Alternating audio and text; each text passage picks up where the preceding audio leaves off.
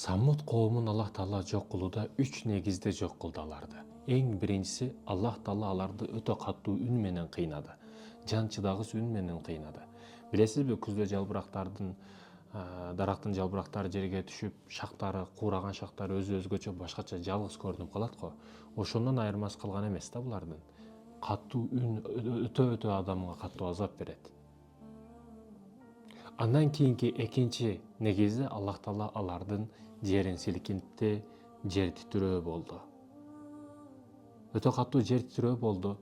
Бүгүнкү учурда дагы жер титирейт эсе түнү коркуп, квартирада 5-этаждабыз, кантип түшүп кетем, ой лифт иштебей калды, ой кантип түшүп кетем деп өтө катуу коркуп калабыз.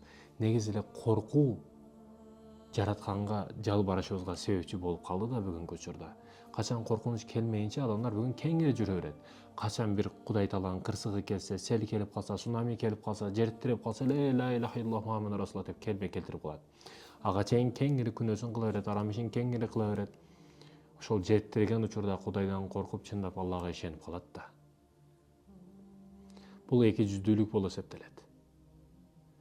Булар дагы жер титиреди, Аллах Табарак ва Таала жерди силкинтти. Бул шамал, бул көзгө көрүнгөн бардык нерселер Алланын аскерлери болуп эсептелет. Келип кеткен коронавирус дагы негизи Алланын аскери. Түшүнгөн адамга, билген адамга бул.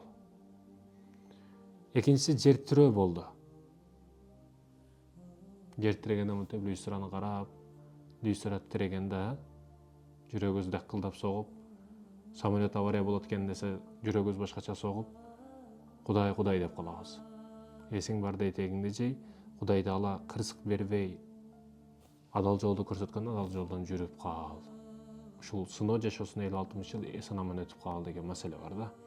Ал эми үчүнчү самут коомуга келе турган маселе бул чагылган менен. Калгандары бар, капырларды, башкаларды ишенбегендерди үчүнчү этабында чагылган менен жер менен жексен кылды. Ушинтип самут коому жок болуп кетти. Самут коому негизи бул коомго кайсы пайгамбар келген? Аллах Табарак ва Таала эскертүүчүнү жибермейинче жазалабайт эч кайсы коомду. Ага Салих пайгамбар элчи болуп келет. Аллага ишенгиле, жалгыз Аллага ишенгиле, мен анын элчисимин, мен эч кандай бийлик, байлык каалабайм силерден. Болгону Аллага ишенгиле деп даават кылат. Бирок ага эч ким ээрчибей коет. 150-ге жетпеген адам гана пайгамбарга ишенет, анын динин кабыл кылат, бактылуу болот. Кырсыктардан аман эсенчиликте калат. А калгандары бүт бардыгы жер менен жексен болот. Урматтуу мекендешим, бизге эскертүүлөр бүгүн телефонду так-тук сүрдүрүп атасыз, тынымсыз эскертүү келип атат. Аллага ишенгин, Кудайдан коркун, арам иш кылбагын деп телефонду түрдүргөнүңүз сайын. Телефонуңуздан бирөө Куран окуп чыкса, же устаздар баян айтып чыкса, Рахматуллах Чуба устазы видеосу чыгып калса, токтоңуз, ошону көрүңүз, аяга чейин угуңуз, түшүнүңүз. Жалаң клип, музыка баягыдайларды көрүп отурганга уялыш керек адам. Качан стресс, депрессияга түшүп калганда анан устаздардын баянын угат да. Качан бир кайгы башка проблема келген учурда дамыллардын видеосун көрүп калат. Качан кайгы башка жеткен учурда Куран угуп калат да. Башка учурда кеңири музыкасын угуп, ойноп күлүп жүрө берет. Сен оюңду өзгөртпө. Бакыт келген учурда дагы, кайгы келген учурда дагы Аллага болгон оюңду, көз карашыңды эч качан өзгөртпө. Кырсык келип калса, кайсы күнөөм үчүн деп чыгат да. Кайсы күнөөм үчүн дейсиң да. Сен самсаны эч жагада жеп койгонсуң, бүгүн акчасын эми төлөп атасың деген маселе. Уялыш керек бенде, уялыш керек адам. Самут коомуга Салих пайгамбар даават кылган учурда, жараткандын жалгыздыгына, бирдигине, барлыгына даават кылган учурда, акылдуулары бар, кээ бирөөлөрү тартыла баштады. Бирок bundan бийлик өтө катуу чочуккан, корккон да. Бизге далилдеп бер деген учурда Салих пайгамбарга Аллах Табарак ва Таала мужиза иретинде төөнү жөнөтөт. Төөнү айтат, бир күн силер суу ичесиңер, бир күн төө ичет дейт. Ошондой болгондон кийин бир күн төө, бир күн бул элдер ичет. Бирок бул тартылуу. Салих пайгамбарга ишенгенде дагы саны көбөйө баштагандан бийлик дагы чочуп, бийликтегилер өзүнүн бийлигин жоготуп койбойн деп, ичтен чыккан саткындар дагы ар кандай нерселерди ойлошуп, баягы төөнү дагы жок кылып, бул нерселерди бардыгын ордуга коюунун аракетин кыла башташат.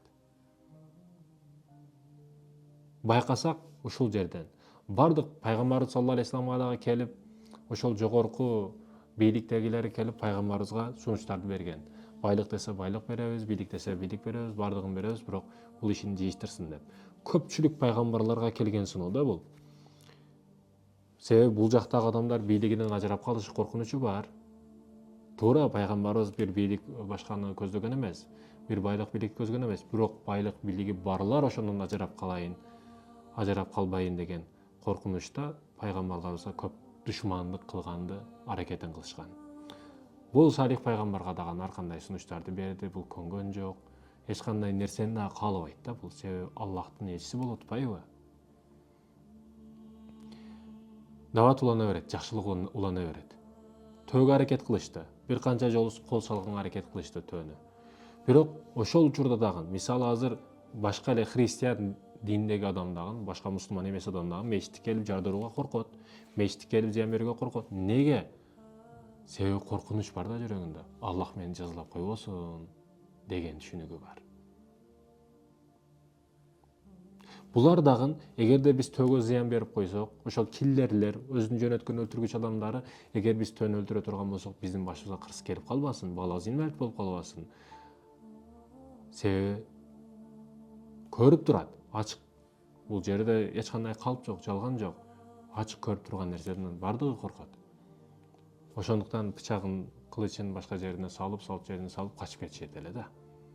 Бирок бул бийликтегилер ар кандай жолду кылат. Ал жагынан кылат, бул жагынан кылат, биринчи жакшы айтып көрөт, бирок аракетти токтотпойт булар дагы жамандык үчүн. Жакшылык кандай күрөшсө, жамандык дагы ошондой күрөшөт. Булар дагы аялды ишке салат. Себеби аял үчүн дегенде сулуу красавица аялды келип туруп бирдекени айткан учурда көп эркектер алданып калат да. Сулуу денесин, аппак денесин алданып, өзүнүн нафсин ойлоп, арзыбаган кумарын ойлоп, көп арам иштерге кадам таштап коет. Буга тарыхтын өзү күбө. Мен деген империялардын жок болуп кетишине дагы ошо аял себепчи да. Булар дагы аялдан пайдаланабыз дейт.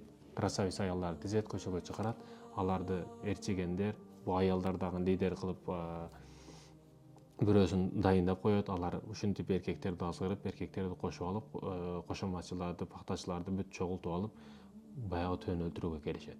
Жана максатына да жетишет, төөнү өлтүрүшөт. Жамиен атат, андан кийин келип башын алат. Ошентип өлтүргөндөн кийин убакыт өтүп, баягы бийликтегилер келип Салих пайгамбарга, "Кана сенин берген азаптар, сен айткан азаптар кана? Төөнү өлтүрсөк азап келет дедиң эле го, азап келген жок бизге" деп. Келип кайра сурашты баштайт да азапты булар. Мен силерге эскертүү бердим эле, төөгө зыян жетсе силерге азап келет деп. Эми күткүлө бардык нерсени деп Салих пайгамбар. Ошондон кийин жана мен сөзү башында айткан 3 азап келет. Биринчиси не болду? Өтө каттуу үн азабы. Буга чыдагыз. Адам кыйкырса, коркунучта үстүндө кыйкырса, үн өзгөрүп кетет. Коркунучтуу үндөрдү укса, мээси дагы бүт каттуу өзгөрөт. Ушундай коркунучта. Ал эми экинчиси жер титиреди. Үчүнчүсү чагылган түштү. О кичине 220 волттук ток кичине колуңуз тийип калсын эле, кандай ооруйт, кандай башкача болосуз. Чагылган урушу бул башкача өлүм болот. Ошондуктан, урматтуу мекендештерим, үлгү алышыбыз керек бул коомдон. Булар Аллах табарак ва таала көп нерсени берди буларга. Ошол жашыл жемиштерди, сууларды, кендерди, көлдөрдү, ошол учурдагы не байлык болсо бардыгын берди Самут коомуна. Бирок Самут коому не кылды? Текебирлик үстүнө текебирлик кылды. Өздөрүн кудай сезип алды да, өздөрү ардекелерди жасап алып, таштардан оймо чимей кылып бирдекелерди жасап алып, ошол нерселерге сыйына башташты. Хак пайгамбар турганда, чындык пайгамбар турганда Салих пайгамбарды четке сүрүштү. Ошондуктан да буларга жан чыдагыс азап болду, Самут коому жермен жексен болду. Бүгүн дагы ал бар, туристтер барып көрүп келишет. Ошондуктан эсиң бар дейт эңиңди жап, коркунуч келгенде дагы Кудай дебей, бардык учурда Кудай деп жүргөнгө эмне жетсин? Бактылуулук ушул эмеспи? Чыныгы көңүлдүн тынчтыгы ушул эмеспи, урматтуу мекендешим?